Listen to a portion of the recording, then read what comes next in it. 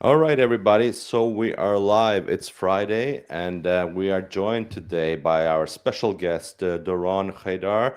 You are an IDF sergeant major from the reserves, and you have just been for a 2 month deployment in Gaza, and you just came back. So we're very glad to have you with us, and good to see you again. We're also friends from before we met each other Yes, sir. before, and it'll be really interesting to talk to you about this. So, good morning, Doron, and how are you? Good morning, brother. It's a blessing to be here on this platform with our dear friend Leif. And what I can say is that, yeah, I'm pretty tired and worn out from 2+ months of operating, which is on the backdrop of 2 years of on and off deployments. This was our fifth deployment. We deployed 4 times to Gaza, one deployment to Lebanon. And I can say that this last deployment, it's that last, you know, pushing your last percentage of what's in the tank, so to speak, both emotionally, physically, job wise, family wise, and also our job is kind of demanding a little bit. Um, it's it's not the fun work, so to speak. It's the special forces community pushing hard to try to get some very significant goals met during this, trying to reach towards the so-called peace talks and ceasefire. And we've been able to achieve some very important goals. We've been able to retrieve with my team alone. To my knowledge, 7 of the hostages have been returned to us. None of them alive, but they were restored to us outside of the peace talks and negotiations, which is a big win because that means that every hostage was returned from the hands of Hamas without them wanting to return those hostages is a massive, massive win for the IDF, for the state of Israel, and the moral defeat for Hamas. So that's just one aspect that I can share without giving details on how we accomplish that, how we do that. But it is very decisive blow to the enemy.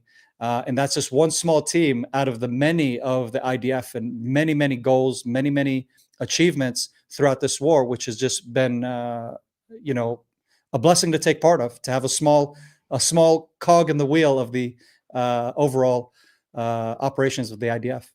What was it like when you were there with you and your colleagues when we finally got the at least living hostages back, all of them? What was the feeling like in the atmosphere then? I could say that after 2 years of a lot of um, emotional struggle, right? Because emotionally it waxes on you. We're all defenders. Contrary to what the media says, we're all defenders. My whole team, most of us are fathers, brothers, family members. We're fighting. Um, we're fighting for a cause. We're not fighting because we take pleasure in war. And when you're operating for such a long time to achieve the goal of, like I said, which actually it's two main goals, and it's always been this: it's to return the hostages back to their families, and number two, to restore safety and security for all of Israel. Mostly, and most immediate, it's the Gaza envelope communities, the kibbutzim, and so on. And in order to achieve that, it's to dismantle Hamas, to destroy Hamas, a total defeat of Hamas. And I would say it was a mixed feeling. It was a mixed feeling of elation, of like, I can breathe again. I can rejoice again with my family, because every Shabbat has been a struggle. Every Shabbat, every holiday, every Jewish feast, it's been a struggle to sit there with my family, to enjoy the celebratory meals and family time, knowing there are people in this country who are not going to have a full, complete Shabbat, a full, complete holiday season, because their family member is in Gaza. They're starving. I'm enjoying a beautiful meal with my family on the breaks that I get during the deployments. And it's always this feeling of, this sucks.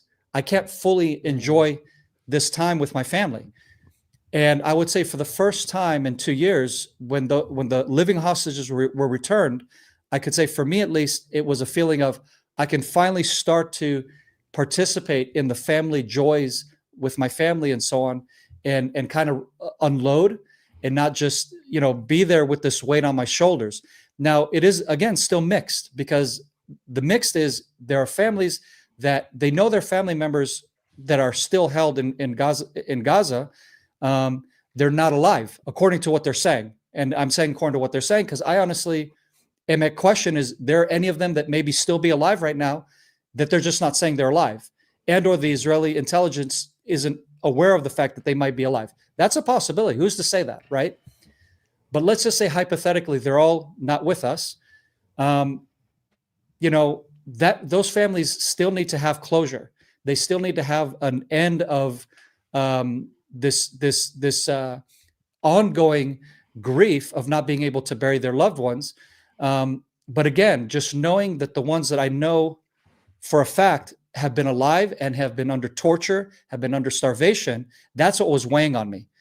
Knowing the psychology of that, knowing the evils of that, looking in the face of the family members at the hostage center. I forget the name of it, but I got to go there at one point during the war and look in the face of the family members who, thank God, they got their child back. But at the time, I saw the grief of the mother. I saw the pain in the mother's eyes. And all it did is drive me to want to go back and keep operating, keep pushing to restore her son back to her as just one representation of the collective whole that we're still living and suffering in Gaza. So there was that relief. And then there's the disappointment of Hamas isn't destroyed. Hamas isn't completely dismantled. And so as far as I'm concerned, my team is concerned, that's an absolute fail. That's an absolute failure. I won't take anything other than the absolute destruction of Hamas, because until then, the Gazans are not safe ever. They're not having any hope of a future. And the Israelis have no assurance of security and safety that something like this won't be repeated in the future. Yeah. When you explain this to people outside of Israel, what is it? Where do we the outside world, where do we most often misunderstand or underappreciate, or what is it we don't get about the reality for you as as a citizen soldier for the IDF and for the Israeli population in general? What are the biggest misunderstandings? I think one of the biggest misunderstandings is because of the media propaganda war, because the Palestinians are very, very, very successful at winning the hearts and minds of the international community, the world community in large, because the world is ignorant to the Middle East and to the nuances of, the who, the why, and the what. I get demonized. I get labeled as a genocidal, maniac military. Baby killers. How many babies have you killed? This is constantly at any interview where I've done podcasts. I've done many throughout the war, which is part of my fight. I don't take a break. I take time away from family on my downtime, as Henrik here has had me on his show, for example, and in order to win the information war at the same time, because I'm fully aware of the fact that because the IDF, especially the Special Forces community that I'm a part of, we are silent professionals, and I tell my peers, I said, we're silent, but not quiet, not quiet. And that's our problem, is that because of our silence, so to speak, because we don't share about our missions, our achievements, or just give an insight to civilians into our world, we create a vacuum that the enemy uses to fill with propaganda, with Gazan children are starving and suffering. IDF snipers are killing and targeting children and women. And that's repeatedly said on the airwaves globally. And the number one funders of this information war is Qatar, is Iran, is Turkey, China, Russia. Okay. You've never heard this before. Nobody talks about this. But these are the big players who are wanting to demonize and destroy the image of Israel. Why? Well, Russia wants to get the attention off of their war with Ukraine. They want to get out of the frontline news, which was very, very beneficial for them during these 2 years with the Gaza, Lebanon, and the multi-front war that Israel's been fighting. All the news attention's been on us. And so they're going, great. And of course, they're going to invest in that redirection from them.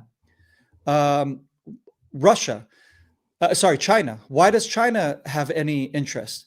Well, at the end of the day, China, Russia, America, these are your world superpowers. They're constantly fighting for number one.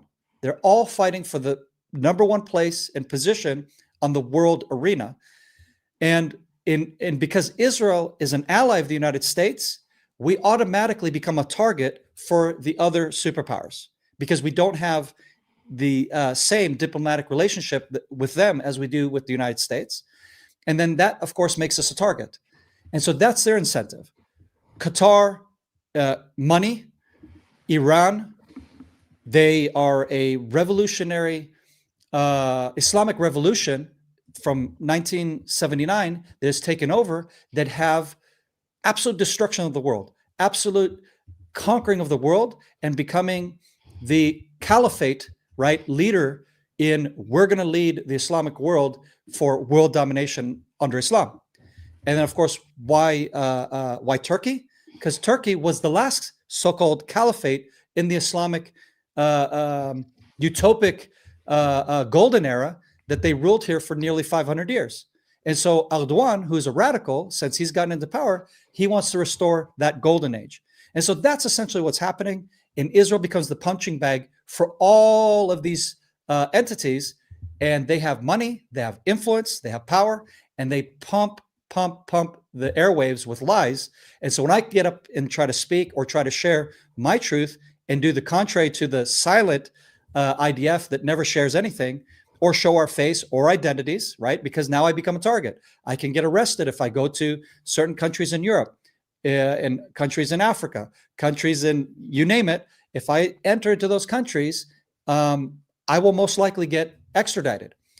And so I'm aware of that. And that's the risk that I've been willing to do. And that's the risk that most of the peers that I have, they enjoy. They protect themselves, and rightfully so, because, do you know the actual identity of SEAL Team 6 guys, DevGru, Delta, or SAS they're operating right now? No. So equally with our counter peers around the world who are in special forces, you're not going to hear names, identities, or where they're operating. So I'm opening myself to basically attack through having this public persona, but it's because it's part of my efforts to fight the war that I'm aware that this is also a battlefield, is the social media. I really appreciate that you're doing this, Doron. And I was thinking to speaking a little bit about, you were speaking about these myths and these allegations against IDF in the public sphere. So I was thinking maybe we could spend a little bit of time to just debunk a bunch of that stuff. Sure. Like one of the most I don't know, blood libel type of thing is that people are saying that, IDF has snipers and they're just killing little Palestinian children just for fun almost, right? So Correct. could we just speak about that and debunk that? Where is that coming from, and what is the truth about that? Okay, so here's where it comes from. Where it comes from is, here's what I know for a fact, that the IDF has been very, very careful to minimize any civilian casualties during this war. And let's put a few things on the table. Number one, this war is the most complex war in modern warfare that any military in the world has ever had to deal with. And it's not because Gaza is the most densely populated area in the world. That's absolute BS. Let me just throw that out. That's an absolute lie. We say it and others say it. That's part of the misinformation. Gaza is not the most densely populated. There are areas in Gaza that are very dense in nature, in its urban construct, and it's specifically done that way and built that way, actually, to to engage with the IDF when they know that the IDF will have to come in and make it complicated for the soldiers to navigate those neighborhoods. But there's plenty of open spaces in the very small area of Gaza, because it is a small area, but it's not the most densely populated. That's an absolute lie. And we all repeat that lie. So I want to throw that out there. But what do I mean the most complex? The most complex because within a 42 kilometer by about, at the widest, you're looking at about maybe 10, 12 kilometers wide. And it's typically between 6 to 8 kilometers wide, the Gaza Strip. So in this short space, this short, small area, you had at the beginning of war an estimate of over 600 kilometers of terror tunnel systems. So do the math, and you can understand that is very, very difficult to negotiate in a modern warfare, because when you're going in with a tank or whatever, yeah, you cleared the area, but a terrorist can pop up in any moment from anywhere, literally, and they strategically have the piers or the entry points where they can ambush tanks, convoys, and or soldiers. And they've been doing this throughout the whole war. They're smart enough to know not to engage the IDF face to face, because force on force, they're not equal to us, but they are definitely a force to be reckoned with. They're not losers, they're not to be underestimated. But they know that they're not a match one-on-one confrontation. So instead, they use like a guerrilla underground warfare, plus they use drones, plus they use mortars, plus they use snipers, up to 50 caliber capability from every caliber up to 50 caliber sniper, and booby trapping. Literally almost every other home in Gaza has a booby trap. Okay. Because people say, why is the whole of Gaza just absolute destruction? The IDF in the state of Israel just wanted to destroy and level the whole Gaza Strip. That's not true. It's because so much of the Gaza Strip of the urban areas have been booby trapped, then we are forced to take out the building with a tank round, artillery round, or an airstrike before trying to negotiate the booby traps. Because basically, if you hit it with a high explosive, it can trigger whatever booby traps are in there, if that makes sense. And so we're forced to do that. And they know that. And this is how they win the information war, because they created the problem. We dealt with the solution, and the world gets to see the destruction. So this thing about why do they say children are being sniped and women are being sniped?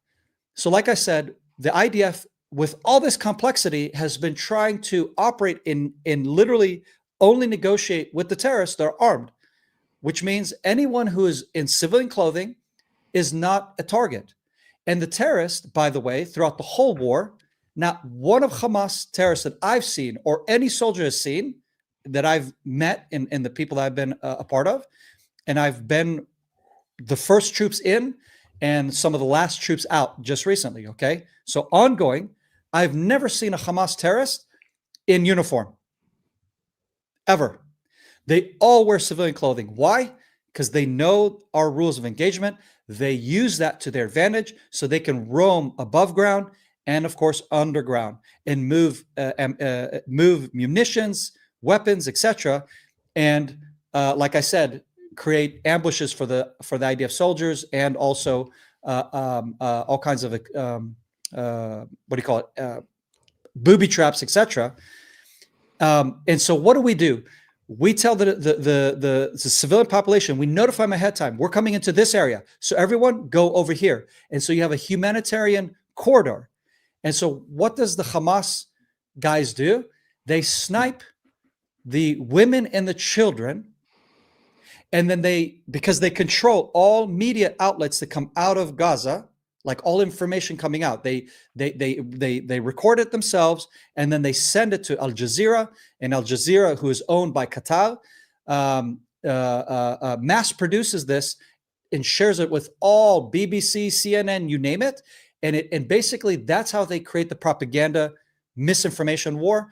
They record and they document their crimes, and they label that it's the IDF that did this, the IDF did that, okay? And I'm not saying there hasn't been human collateral, innocent civilian collateral, because that's in every war. It's inevitable. But let's put the numbers on the table. In Iraq and Afghanistan, in the GWAT war, as it's known, the war against terror, in the past 20 plus years that's been fought since 9/11, you have about half out of over 1 million people that were killed in those conflicts, about half were civilian. Half. That's 500,000 people that were killed by your country, Sweden, England, United States, and all of these Western powers that have been fighting against the war against terror, yeah? That's blood on your hands. Now, I'm not accusing you, because I'm not going to play that game of calling you out. I'm just giving you the facts so you can make comparisons. And here's the why, and I'll explain. In contrast, in this past 2 years, 67,000 Palestinians were killed in Gaza. That's one of the rough estimates that we have, or official numbers that we have. But it's a rough estimate. It's not perfect yet, because it's very hard to get the actual numbers. But out of that, 58,000 were Hamas terrorist combatives killed. Do the math. That's over 80% combative to civilian. Now, I'll take it even further. Out of those civilians, casualties, and this is official numbers, by the way. This is not the IDF number. It's not the state of Israel. It's the official numbers that are out there.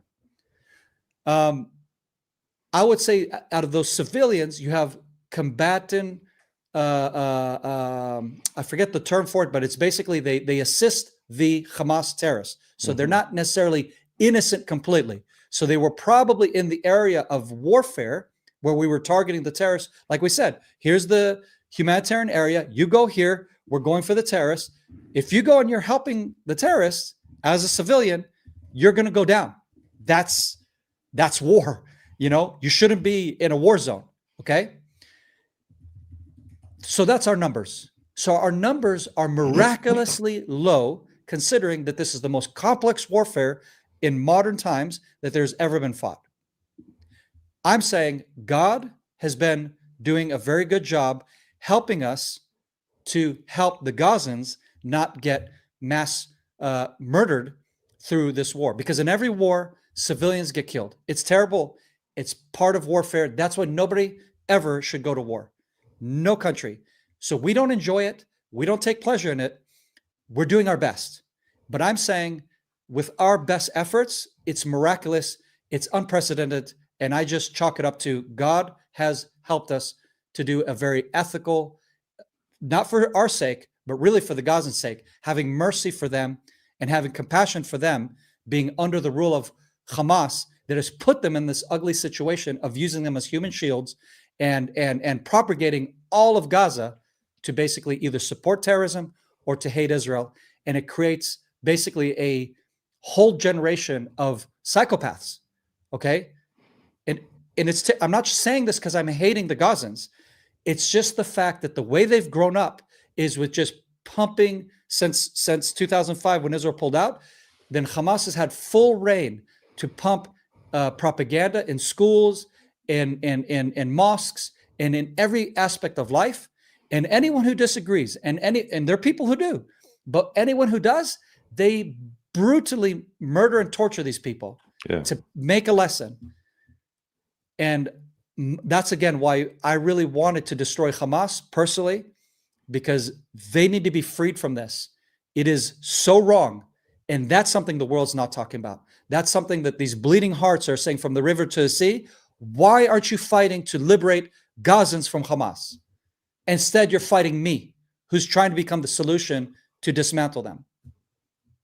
Another issue, I guess, is that there are, like, out of the, it was 68,000 you said, and roughly, from that you have such and such many terrorists, but at the same time, it's difficult to say that the rest is civilians, because civilian, I've stopped using actually the term civilian. I've tried to I'm starting to use the term innocent instead, because civilian can be so many things. Because we saw on October 7th a bunch of people who you would label like civilian were enjoying the October 7th. They were taking part in it, and when they were Correct. bringing out the hostages, they were running after the trucks and hitting them and spitting on them. So how are you able to distinguish between true, like, innocent civilians and the people who are just hiding behind kind of a civilian type of brand, and then actually taking part in atrocities and terror? Well, that's what I was trying to explain. That to be honest, there isn't really true civilians, true innocence in Gaza. Okay, not because in a way they were innocent when they were born, right? I mean, they were innocent; they didn't know the difference between good and bad, what have you. But because of the way they have been propagated for, was it 20 years now, and their lives are under the gun, growing up under the gun, under fear of death or torture. If you don't agree with Hamas radical ideology, if you don't agree with what you're being taught in school, with which Israel are demons, Israel are bad, Israel is this, and it's all gonna be ours. This is all they know. This is literally all they know. So to me, how do I differentiate? I would say the differentiation that the IDF makes is those who are not in armed conflict against the soldiers. And that's what's so radical, like I said, is that 58,000 armed radical terrorists were the ones that we were able to eliminate out of the I think it's about 67,000 rough estimate of the current numbers that we have. That's outstanding. And as I pointed out, that even the so-called civilian casualties, those were the ones that we couldn't say without a shadow of a doubt they were armed combatants. I'm saying, who's to say they were not supporting by either transporting weapons to the terrorists, and why were they in the war zone where the IDF was operating to begin with? Because if they were not there, they wouldn't be targeted, right? They wouldn't fall under an airstrike or an attack on the armed terrorists that are there. That's why we're there. We're not going to target civilians just roaming freely. I'll give you an example. Here's something that I experienced when I was in Gaza in our operations. We went into, I'm not going to say what area because I want to protect this family that we encountered, but we were in an area in Gaza, the area that was cleared out from civilians, and that the IDF takes positions, defensive positions in that area, in the homes that are there, in the facilities that are there in this battle space. And so we came in with our team, and we were discussing some mission operation, what have you, with the local military force that is occupying this space. And we saw, when I walked into the compound where the soldiers were, they had guard positions, what have you, their gear and everything in that place where they're living. And I remember cutting the corner, I see a soldier guarding an empty room. And I was like, this is weird. Like, what is he doing guarding this empty room? And because I was coming from the sunny area and it was dark behind him in that room, but I knew there weren't soldiers in there because you can just see, there's no gear, there's no soldiers, there's no movement of life. But as I kind of walked in and looked around him to see, like, what are you standing here guarding? This is kind of silly. Like, what are you guarding? Like the generator, or like what?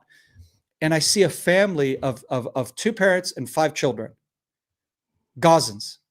And I'm what in the world?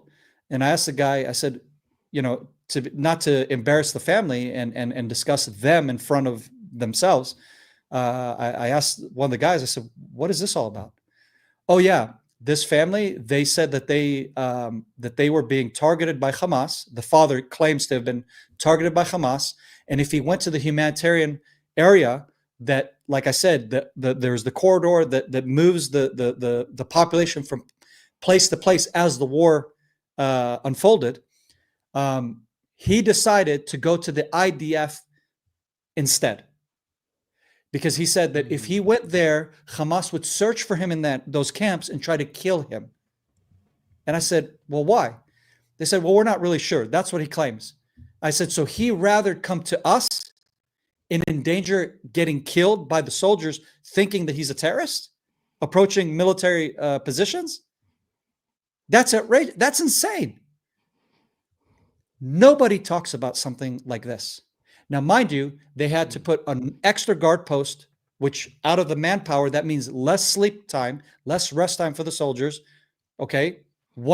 Any extra post of where you have postings for security is terrible for the troops that are deployed. And their food rations had to be shared with this family. And so we were having compassion for these guys because we come in and out with our unit. We're a special mobility unit, so we don't necessarily stay deployed in the battle zone. We come in and out all the time and engage with many troops constantly. We're not deployed with one troop per se. So we were like, hey, we have a bunch of our goodies that we brought, for the day. You can have that, because we felt bad for these guys. That's a reality. That's a reality. They rather guard this family. Because guess what? The general that was in charge of these soldiers could have said, tell that family to take a hike. We don't care. You're not our problem. The general instead said, you know what? You're our problem. I'm going to have these soldiers do guard duty over you. Because why guard duty? Because imagine, maybe they are terrorists. Maybe they are a threat. I don't know. You're not going to let them roam around where the soldiers are, right? And besides, you're not going to let them roam around so that other soldiers who approach the facility, the area, don't see this man who is in a military area and think, oh, he's a terrorist, shoot and kill this guy before he tries to harm one of the soldiers here. He's probably trying to attack this outpost. You understand? This is the realities that we're up against. Nobody's going to talk about that. Another prominent allegation against the IDF is that ambulance case where they say that IDF was shooting at the ambulances. Yeah. Could we go into that and try to debunk that one too?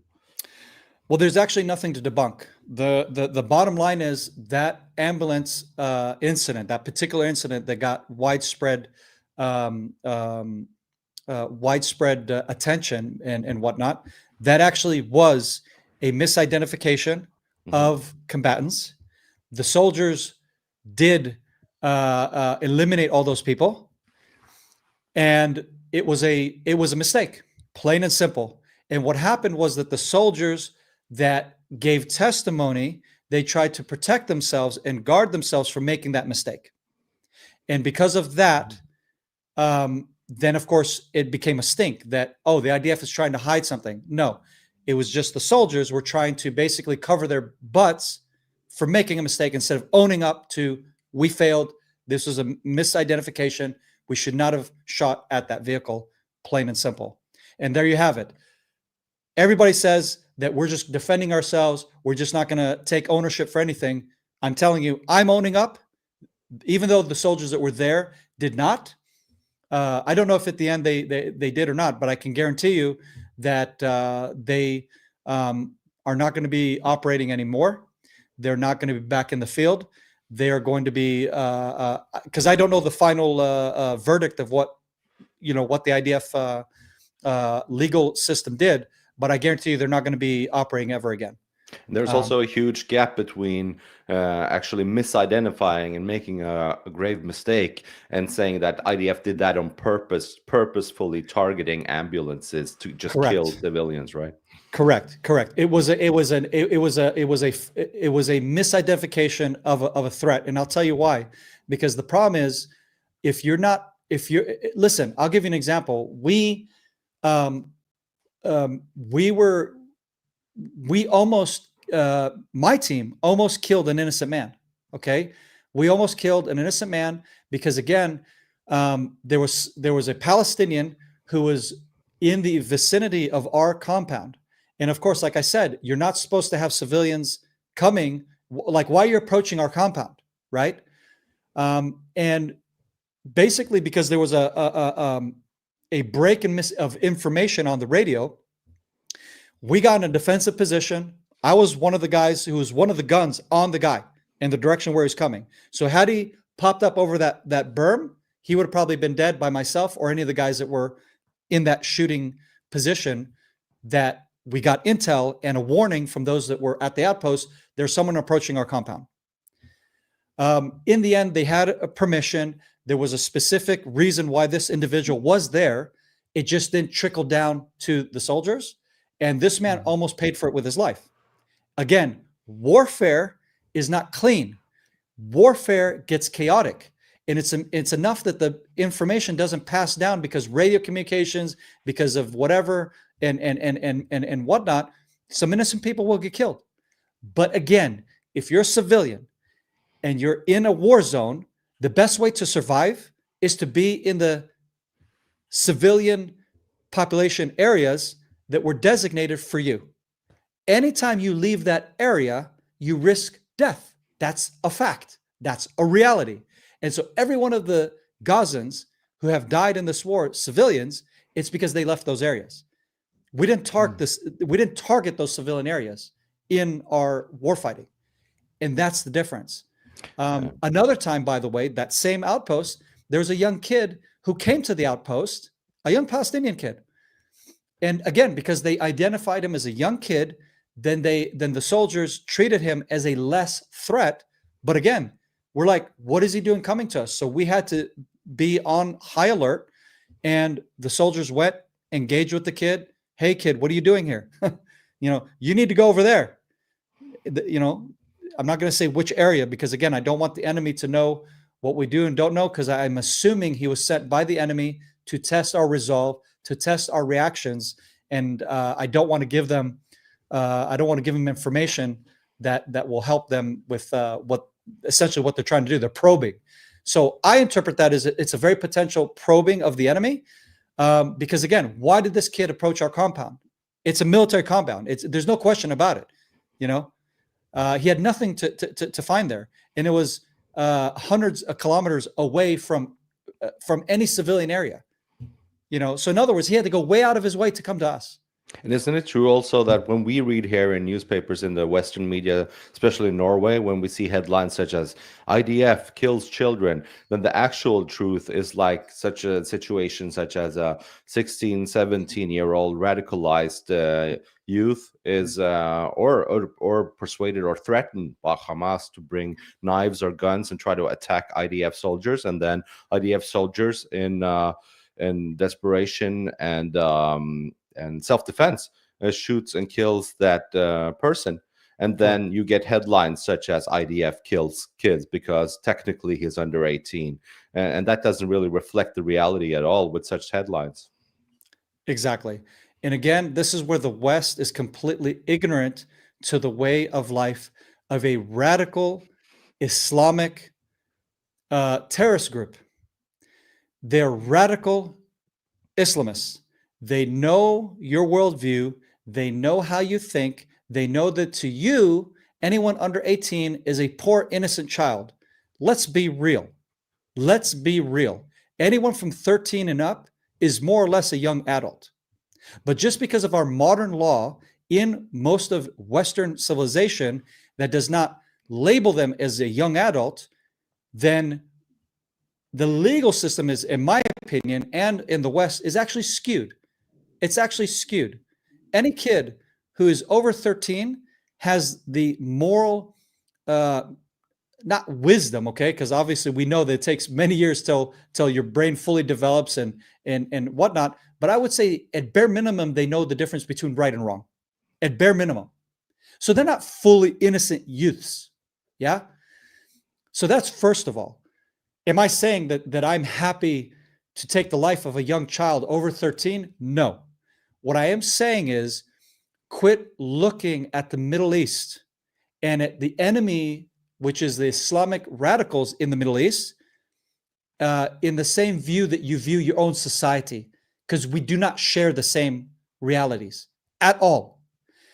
And that's something that's very difficult for me as an Israeli to internalize, because I don't have that worldview. I have a very similar worldview as most Westerners, that yes, up until 18 and you become considered an adult, we should be protecting those children. We should help them grow. We should help them mature. We should help them to make right decisions so that when they become a young adult, that they can go off and they can make a life for themselves and they can be successful. That's what I invest in my child. They do not. They invest, like I said, from zero to whatever age, in radicalizing and in using these young children and young youth. It's because, trust me, they also use much younger children to carry out terrorist attacks, but they use young children to young youths up to adulthood to carry out terrorist attacks, knowing, like you said, that the Western media is going to label them as a child that the IDF killed. And it's unfortunate and it's terrible. And let me tell you, there's no soldier that I know that wants that on his conscience, that I had to kill this young boy, this young girl, or what have you. But yes, if they pose a threat, if they're carrying an RPG, if they're whatever. And let me give you an example that maybe can help your audience. Watch some war movies that have done a very good job to help portray to you what the war fighters have had to face with these radical ideologies. So you have American Sniper, and you have the opening scene with the sniper up on the roof who is looking at a kid, and the guy almost loses it because he almost had to shoot this kid in that scene. Mm-hmm. Okay. Now, again, that's Hollywood, but it portrays what I'm up against. It portrays what evil I'm up against. Because then later on, it also unveils to you the terrorists and how they get full control of the masses. They take a young child, and the guy takes a drill to the child's head in front of his parents, saying, "Oh, you wanted to collaborate with the U.S. forces? You're going to pay a price. This is what we're going to do to your child." Mm-hmm. And so when you watch that as a Westerner, let me point out another thing. That is actually a censored version of the evil I'm up against. That's not even the serious evils of what these guys actually do to these children. Because if we actually made a film that portrayed it reality, you would throw up in the audience. Nobody would sit through that film. Nobody. Because the reality is, it's way worse than you can even imagine. And so think about that and realize that's what I'm up against. And to demonize me and to make me that guy with the drill, you're the one that's sick in the head. You're the one that's been propagated, and you've fallen for the lies that I'm the bad guy, that the Navy, that the Marine that went down range to Afghanistan, Iraq, he's the bad guy. No, they're the war fighters fighting for you, fighting for your freedoms, fighting for our society. And that's the truth. One other thing that we alluded to earlier, which I think is important for people to realize, which is that you're reservists. Many of the units that have been inside Gaza doing the war fighting, they're in fact reserve soldiers. So you guys are all citizen soldiers. Correct. You're not sort of a professional military like we have in the United States, or for that matter, like the Republican Guard in Iran. So you go home afterwards and talk about your experiences. And I remember during the first Intifada, one of the big issues was that the reservists were watching the things that were unfolding in the West Bank, and they came home and they were concerned about the political situation there. So it's not easy, I would imagine, but please confirm, to do horrible things for military units in the IDF, to do horrible things, and those things not to get out when they come home and they speak with their friends and their family. So if you could talk to that, but also about a little bit about the tone and how you guys work together in these units, because people probably have strange ideas about how you work in the atmosphere and so forth. Yeah. Well, yes. I mean, our sad reality is a few different things. Okay. First of all, anyone who has ever had to fight a war for you, if it be Norway, if it be Sweden, Denmark, England, United States, etc. This is the world of the war fighters. And those war fighters are paid to do it. It's their job. It's their livelihood. They're professionals. We're amateurs. We're an amateur army. We're an army that does not, we get a subsidy when in reserve duty, but when you're enlisted, you get even a smaller subsidy. I'm not going to give exact numbers because it's not good for us to share too many details of how we operate, but I'm sure it's on open source somewhere. But bottom line is, you get a small stipend for like expenses like, going out, helping with your rent a little bit, definitely doesn't pay the rent and definitely doesn't pay your bills. Let's put it like that. Right. But then when you become a reservist, then the military has to give you a certain percentage that's close to your salary. If you're a doctor or a lawyer or somebody that basically makes a really significant amount of money, you're not going to get anywhere close to your normal salary. So we're all taking pay cuts when on reserve duty, right? Because like you pointed out, we have to leave our jobs and our family as a father, as a business owner, or employee, and you go, and now you're, for a few months, you're now in the military back again, and you have to make that switch from civilian life to military life. And then also you have those concerns that are now on your head as at least for a father. I can't speak for the women that serve in the military, but I can say for me and the men that I serve with, there's that strain of being that provider, right, for your family, and you're not cutting the mustard for that time period. Mm-hmm. And so you're taking a financial hit, you're taking an emotional hit, you're not with your kids, you're not helping your wife with taking the kids to the what do you call it? If like in my case, take them to jiu-jitsu, help them with their school, help them with a hike and a time with your children, and so on and so on and so forth, right? Bedtime, dinner, laundry, etc. It all falls on my wife instantly. There is no tapping out. There is no, hey, I'm sick, can you switch me out? And then equally for me, that's over there. There is no someone to take that burden off of me and say, you know what, I got you, Doron, just focus on the mission. I'm constantly worried, okay, as a man, like, where am I going to make up for next month? And I look at my account and I'm like, this is not looking good. This sucks. Right. There's no one to take that weight from me. There's no one to take that responsibility from me, and you just deal with it. And so the point being is, for those who might think that we benefit from these wars, the complete opposite is the truth. We emotionally, physically, and financially, we lose on all accounts. The only win, of course, is that we get safety and security for the people that we defend. And that's the other thing that's different with us. You go to the other side of the world to fight your wars mostly. My war is here in my backyard. My war is right here with my neighbors, and that's also emotionally very taxing. And there's no break. I can never take a break.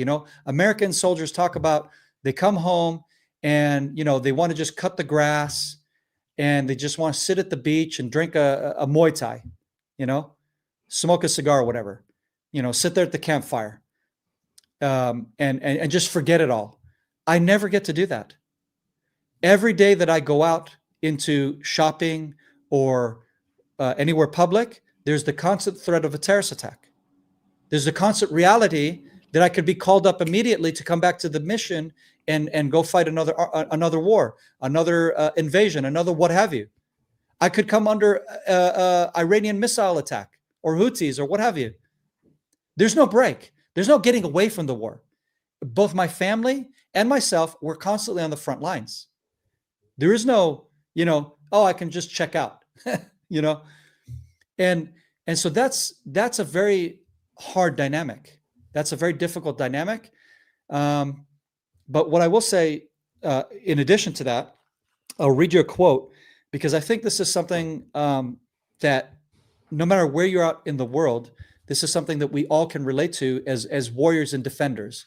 And for those that want to somehow demonize me and make me worse than whatever, I can tell you that if I meet with a soldier from the United States or from Europe, we can all agree to this statement. And this statement is actually written from a good friend of mine who's a Marine recon sniper, old school guy. So many years of experience. And this was his statement that he wrote and shared with me. It says this: our level of passion to protect the ones we love must exceed their hatred and effort to kill us. If not, we're destined to fail. This is what motivates me. This is what motivates every defender, every soldier that's ever fought in any war to defend their country and what we love most. This is what we're doing all of this for. I'm doing it for my kids. I'm doing it for my wife. I'm doing it for my larger family in Israel, because we're all a family. So even in Israel, this is something you don't have in Europe. Definitely not in Norway. Definitely not in Sweden. If you get married, it blows my mind. It's like, oh no, I don't need to have family reunions with my mom and dad and cousins and whatever. I'm like, what? No, I have my family. Like, what do you mean you have your family? Yeah, I got married and I left my home and, I have my life. I'm like, what? Like, for us, you get married, that's an extension of your family, and you have family gatherings and barbecues and Shabbats and celebration. But it's also an extended family, right? So it's not just the core family, so to speak, by blood, but it's my neighbors, it's my coworkers. It's the fact that everyone in Israel is, in a way, a big family. It's an extension of, and that's part of our identity as Jews, which is very unique as well. As much as the world wants to hate on that and say, oh, they think they're so special and unique. And, Ben Shapiro says that, if America fails him, then he has his backup to go to Israel. Well, and they can't be completely loyal to their country, right? Like, they can't be completely loyal to Norway. They can't be completely Norway to America. No, it's that the Jewish people are unique in that sense, that we all see each other. If we're black, if we're Asian, if we're white, we're all Jews. And therefore, we are all family. We're all of the family of Abraham, Isaac, and Jacob, extension of that which God promised to us as a nation. And so that is very unique to Israel. And what's so beautiful as well is because of that culture that we have as Jews, the Arab Israelis, Christian, Muslim, Druze, Bedouins, all the other minorities that live here, they actually kind of, it rubs off on them as well. And that's why you have this odd, to me, it's kind of weird, is you have a Bedouin Muslim who's a Zionist. You have a Druze who's a Zionist, and they see themselves as part of the Commonwealth of Israel. And they'll sing this national anthem, which says Nefesh Yehudi, like, how does a Bedouin Muslim say, as they're reciting the national anthem, Nefesh is like spirit, or I think is a good way to put it, is the spirit, the Jewish spirit. How do your lips say this and can relate to this? To me, it's odd, but it's the beauty of what Israel is. Israel, yes, is a nation people, and we're a big family, and we're all affected by each other. But we also bring in those that live amongst us, and we embrace them into our family as well. We don't reject them. We don't treat you different. We don't act, is there racism in Israel? Yes. Are there people that hate each other? Yes. But the collective whole, no. The collective whole, we receive everyone. And it's very unique. And it's something that I've never seen anywhere in the world. And I've been around the world, trust me, to many places, and also received testimonies of people from around the world who have seen Israel, and they repeat what I just told you when they see it with their own eyes. Isn't it true that also in the IDF you have people that are Druze, that are Muslim, that are Christians, that are Jewish? And I think that is so important to mention, because Israel all the time gets, especially in Norway, this apartheid kind of stamp that you're trying to place on Israel. Yeah. And I can't make that work, that allegation. Could you speak a little bit about IDF? What kind of different religions and ethnicities and everything that you have? So we have basically every part of Israeli society. Like you pointed out, we have Druze, we have Bedouins, we have different types of Muslims, Christian Arabs, Cherkessian. They're a small minority Muslim group. You have this is a fun one. You have the Black Hebrews. There's a small group in Beersheba. They're called, the Black Hebrews, and they're actually anti-Israel. They see themselves as the real Israelites, and it's a very interesting cult, basically. But within, like I said, because the society is so open, and we kind of we kind of influence the other minorities through the Jewish culture, really is what it is. Then and I'll have him on my podcast. Actually, he'll be one of my interviewees. He's a fellow colleague of mine, big, tall, black kid. You know, that is un-Israeli, un-Jewish as you can imagine. Yet, because he grew up here within the Black Hebrew community and left them and went against their anti-Israel, not anti, but they don't see themselves as loyal to the state of Israel as regular citizens, if that makes sense. And yet he left that community to serve in the IDF.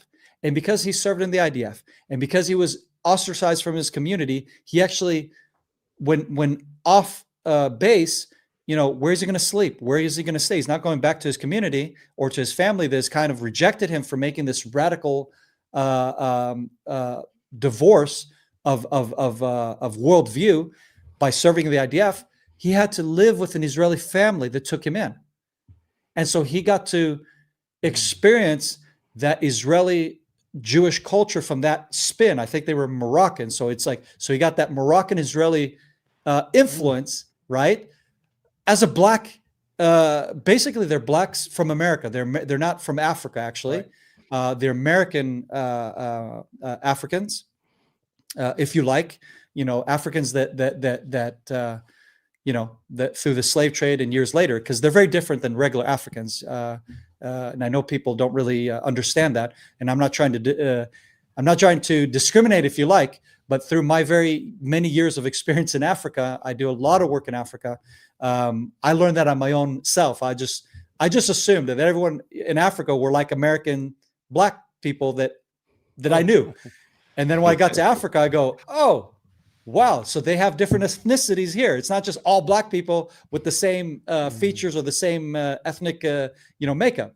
They're sub black people with many different ethnicities.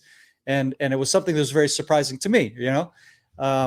So they're that American black people minority in Israel, and some of them have joined the IDF. Some of them have embraced Israeli society fully and are not part of that worldview that the small. And why I'm emphasizing these people is just that because it is such a nuance. It's such a talked about, because we talk about the Ethiopian Jews. Yeah, but they're Jews, you know. Right.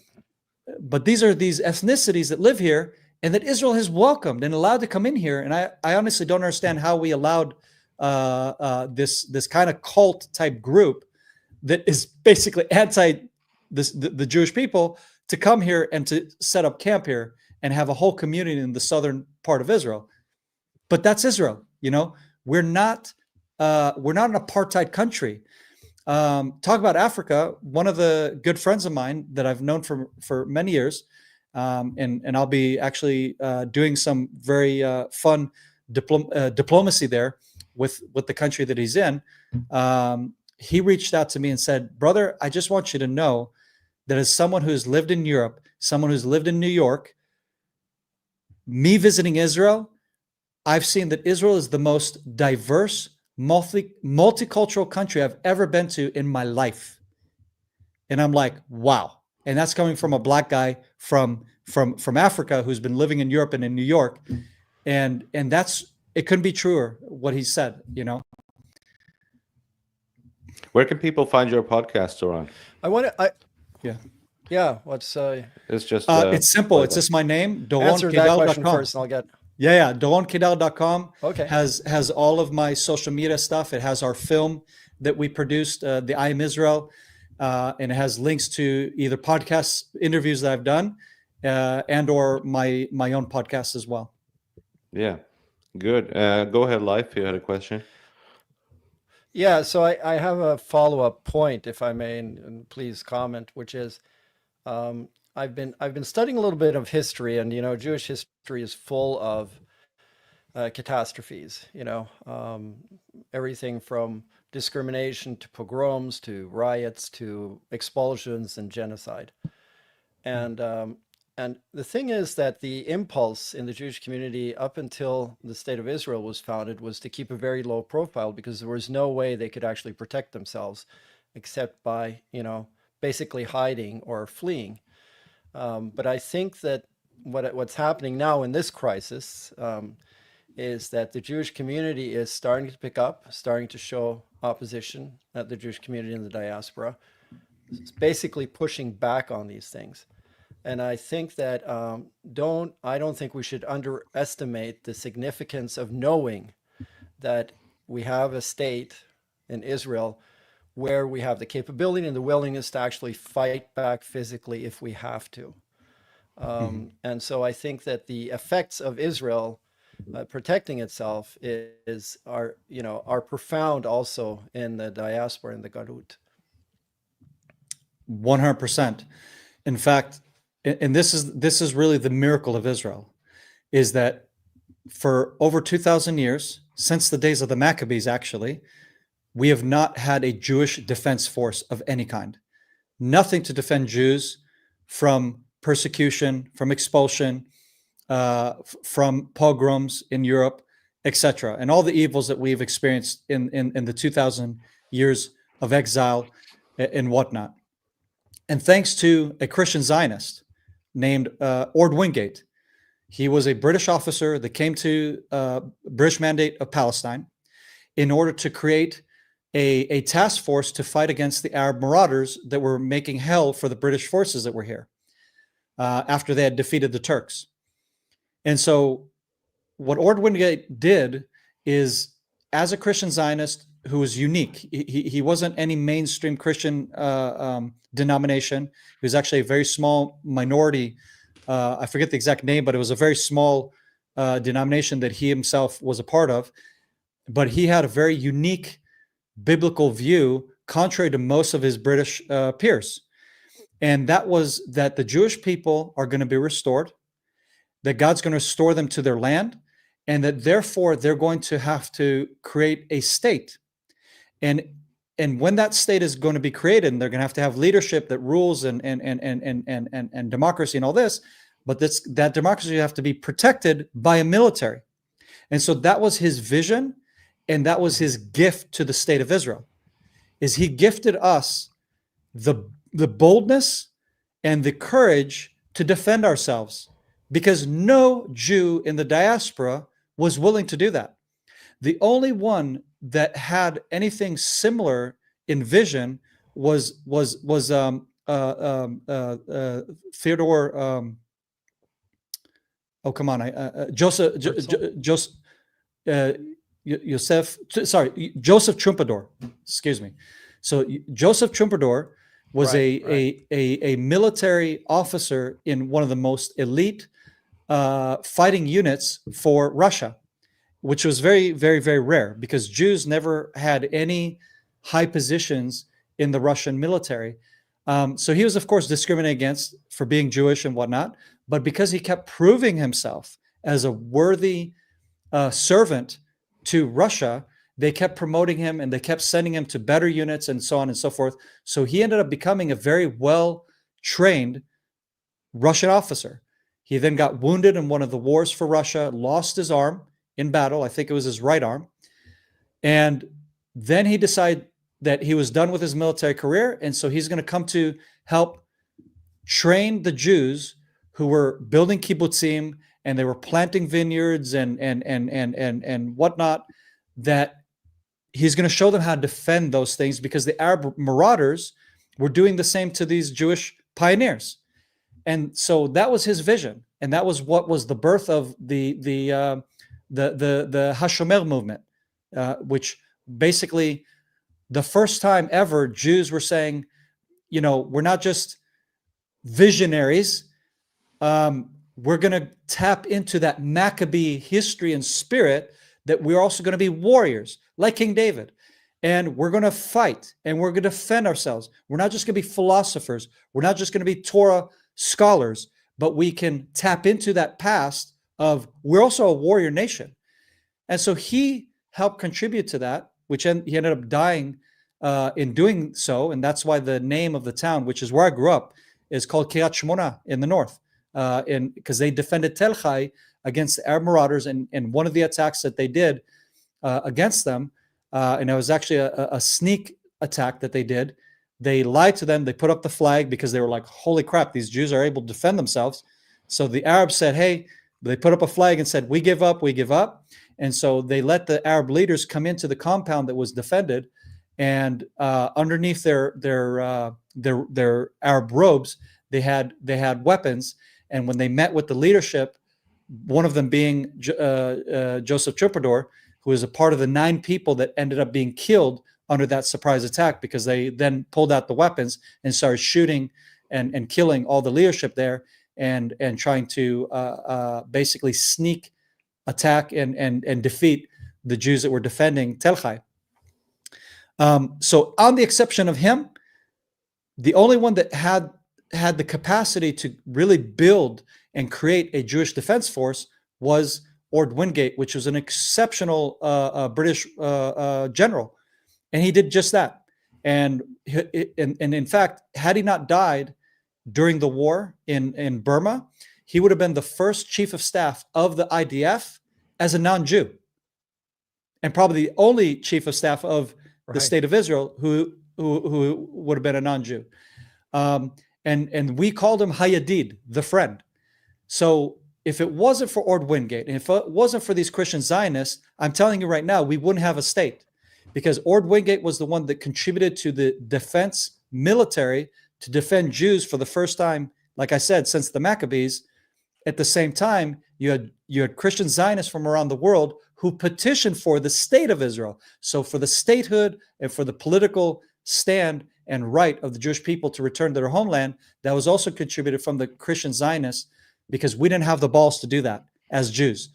And that is why for many years I've been working and collaborating with Christians, and specifically Christian Zionists, to continue the defense of this state of Israel and the claim that we have to the land, not just to what we've been given through all these wars, but also to Judea, Samaria, and also to the Temple Mount, and to have full Jewish rights to all of the land of Israel, not just to what the United Nations thinks is belonging to us or what Trump thinks belongs to us, but to what is biblically and historically our right to this land.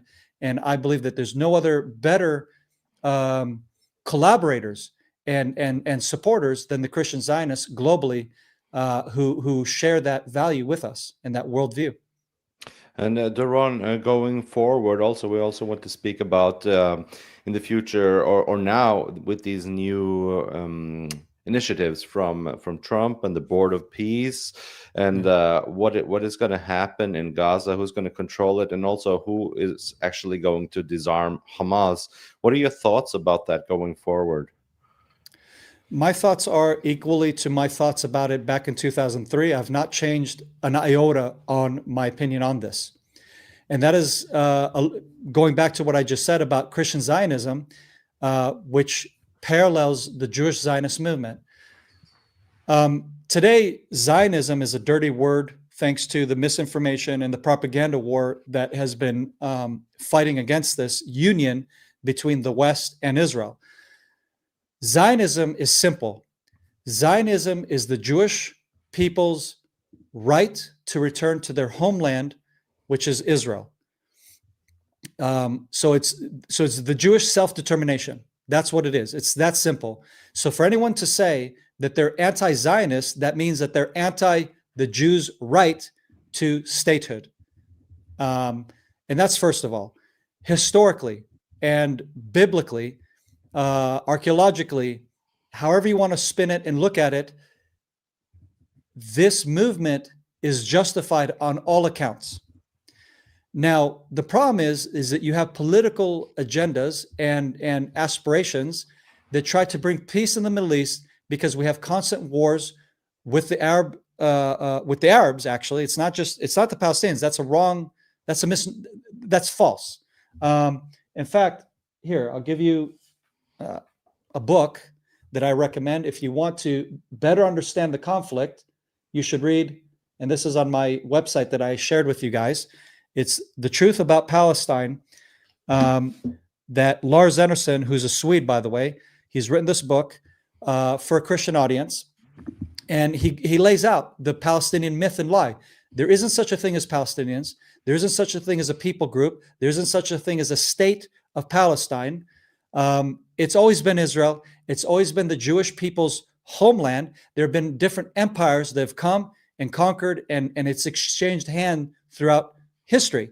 But the only ones who have ever made a state or a nation out of this area, a capital, and anyone to rule it, were the Jews. Every other empire that came through here actually did not make anything significant of Jerusalem and or of all the landmass of what we know as today as modern Israel. The only ones to do that are the Jewish people. And I would say that what people need to understand is that we cannot afford to give up land for peace, and definitely not to a fictitious people that do not exist. The Arabs that live here are Jordanian, they are Egyptian, they are Lebanese, they are Syrian, they are Arabian. They come from the Pan-Arabic Middle East. So this war is not a war of Israelis against a minority Palestinians that we've conquered their land. This war is between the Jewish right to their homeland against the Arab unacceptance of the Jews being restored to their homeland, period. So it is not a war of who gets the right to this land.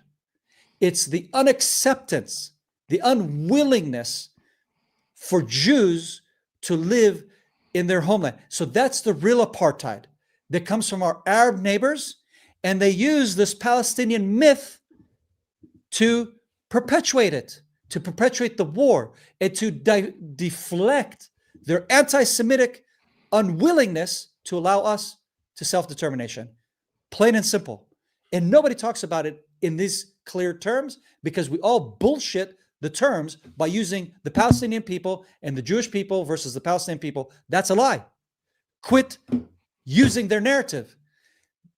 We failed in the narrative war by using their term.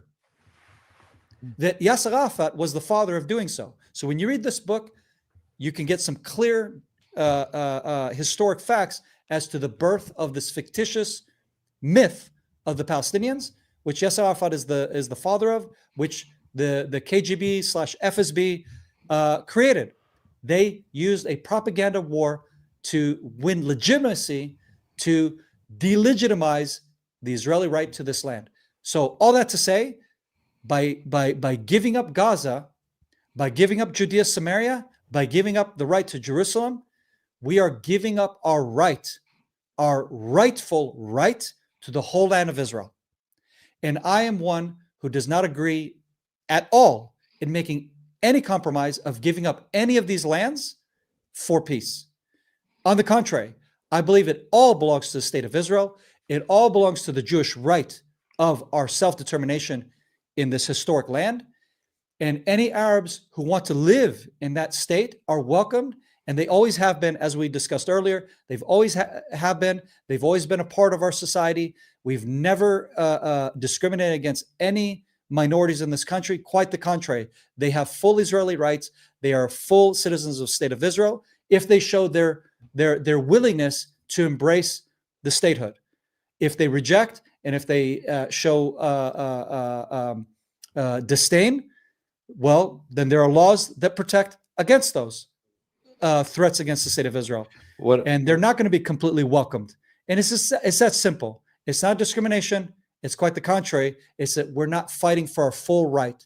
And we play these political wars and we divide the land. And according to Joel chapter 3, that to me comes with a curse, which I don't want anything a part of.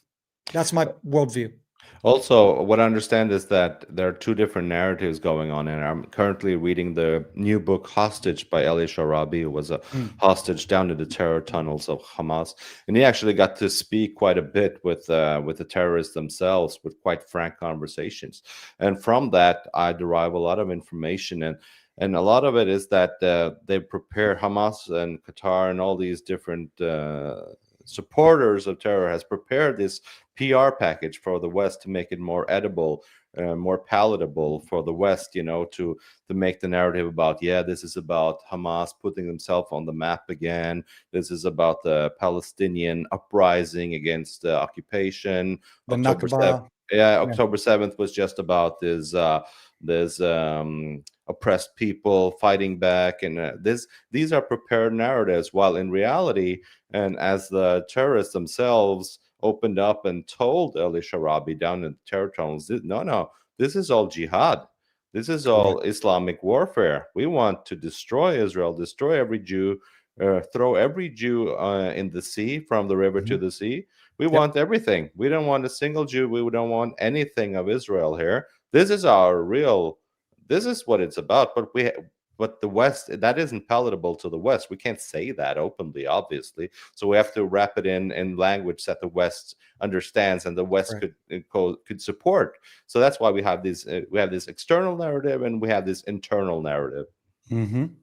Exactly. I would say though, if you listen to what Hamas and Palestinian Islamic Jihad, what they say, they don't have two narratives. They're very clear. They don't accept the state of Israel as, as a Jewish state. They don't even really accept Jewish presence, never mind sovereignty, on any part of what they hope to turn into the problem is on our side, or that we refuse to take them at their word, even though they've been consistent the whole time. They're not pretending. We're pretending. Yeah. Exactly. And see, every home that I entered in Gaza, where I saw books or posters about in Arabic, here I found one. It's always the whole land of Israel. Yeah. See, this is one of their books. I'm sorry, trying to get that with my camera. Okay. Yeah. See the key and the flag. Yeah. And the flag. It's all ours. This is their worldview. This is a school book. This is how they're taught.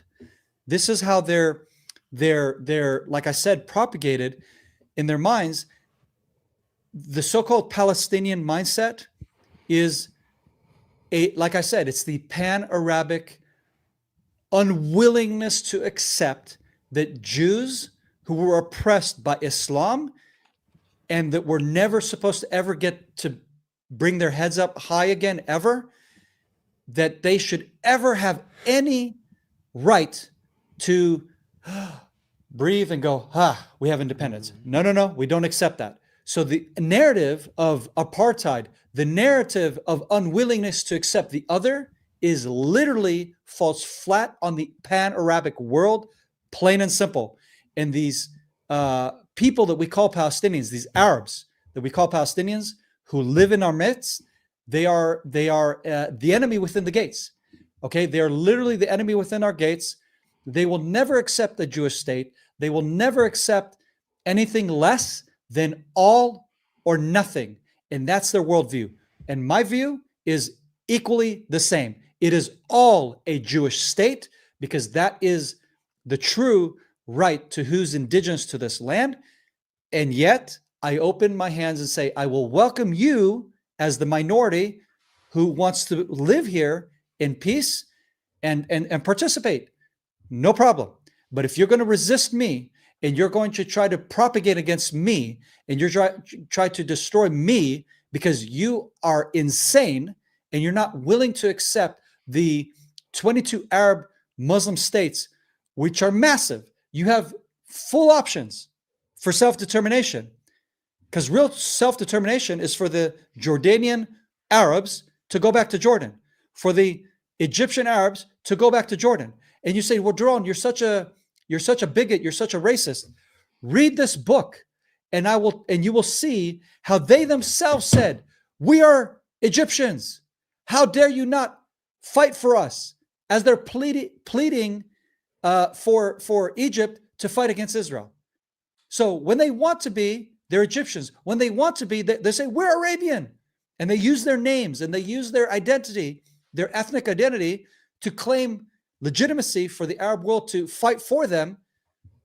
But when they want to play, like you said, this double game, there's the internal message and the external message that they tell the world.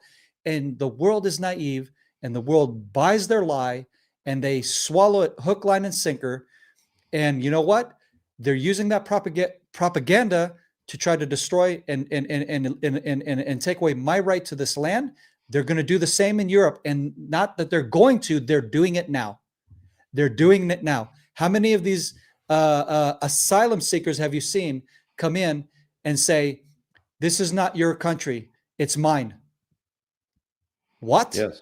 Yes. What? What do you mean? You're an asylum. We gave you asylum. No, F you. It's mine. It is mine, and I'm taking it.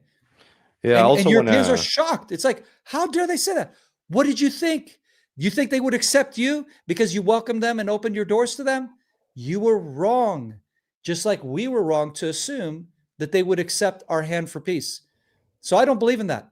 I believe that we need to fight for the state of Israel and for our self-determination, and show the Arab world we are willing to fight, and we are willing to put all guns out if we have to. And if you accept us, then you're going to see our peaceful, quiet, and we're not going to bug you. But if you try to destroy us, we will fight you and we will destroy you if we have to. And that needs to be our stance. And it has to be the stance in Europe. It has to be a stance in America. You need to stop playing games with these people, because, like you also pointed out there, Eric, very beautifully, Henrik, is that they're playing a silent jihad.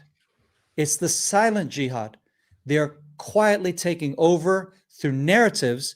And like you said, it's the internal narrative that they tell themselves and what they tell you to deceive you and to destroy you.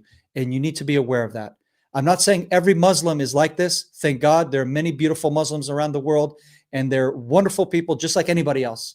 It's the ones who are at the core of creating this propaganda and trying to destroy the West with the jihadist views. They're the problem that I'm talking about.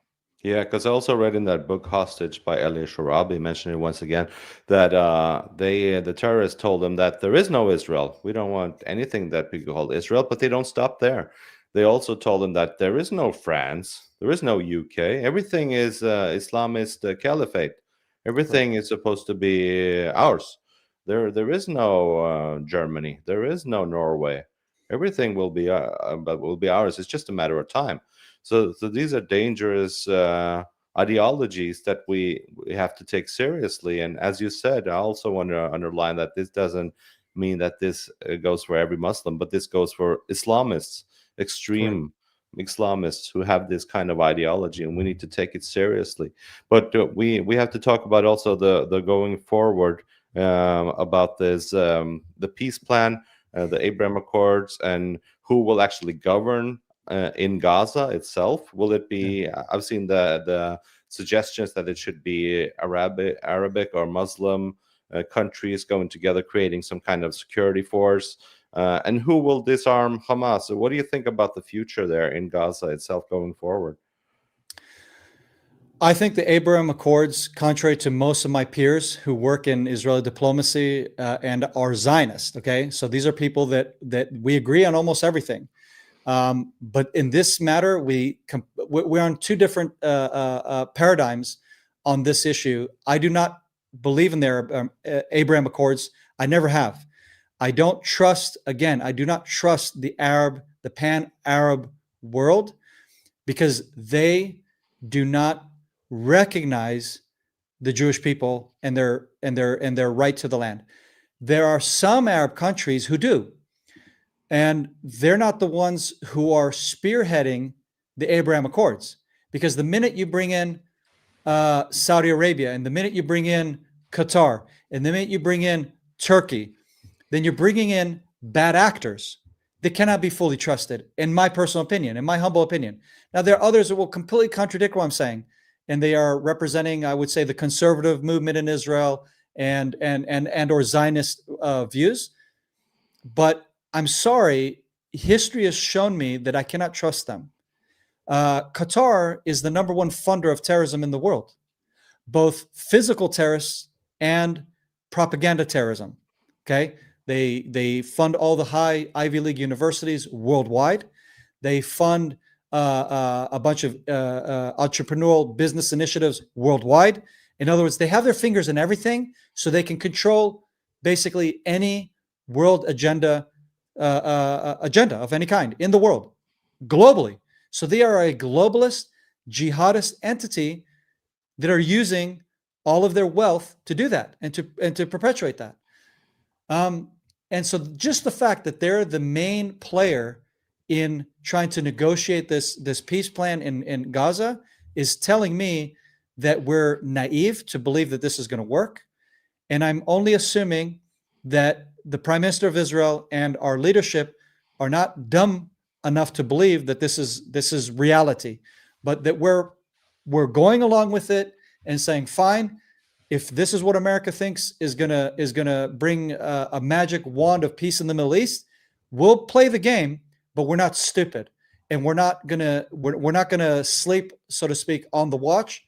We're gonna do what we can to defend ourselves and mitigate any threat to us. But I don't think anybody is naive enough to truly believe that this is going to bring about an actual disarming of Hamas and or any real peacekeeping force in Gaza. That's unrealistic. It's a joke. It's what they tried in Lebanon with the United Nations, and guess what happened? You know, we forget history. We are in the West. We forget history. We're very quick to it's the fast food generation. You know, it's the let's make a deal now. It's give it to me now.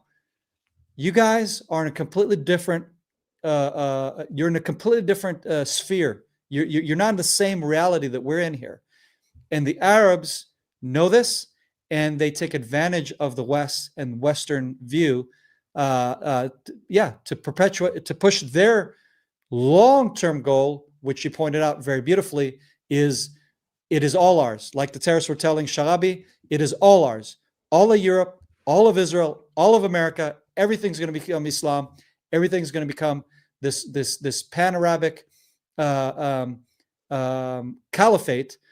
And it's just different, how do you say, there's different, like if it's Al-Qaeda or if it's ISIS or if it's Hamas or if it's Iran, they're all coming at it from different angles. And each one wants, of course, to be the one to say, I ushered in the new caliphate. But at the end of the day, they all have the same unified agenda, which is make Islam supreme globally. And they're, so they're all fighting to be the one that ushered it in, but they're also going to help each other to do it, and from different angles. And that's what we're up against. So no, I do not trust these people. Not for a minute. We're gonna round it up. Do you have some closing comments, Leif, before we continue in Norwegian the rest of our podcast? No, I think Doron has said it all. Yeah, We've covered a lot of ground here, so it's been really interesting to listen to you. Thank you so much. Definitely, so interesting. Thank you so much, Doron, for coming here to our podcast and enlightening us with your thoughts and your information and all that you know. And please, everybody who's listening and watching this, go to his website, doronkeidar.com, to see his podcast as well, and his stuff on there on the website. So thank you. We're probably going to invite you several times to run to this podcast. Yeah. And I wish you a Shabbat Shalom and a good weekend. And stay Henrik, safe. Leif, thank you guys. You've been awesome. Thank you, brothers. Thank you.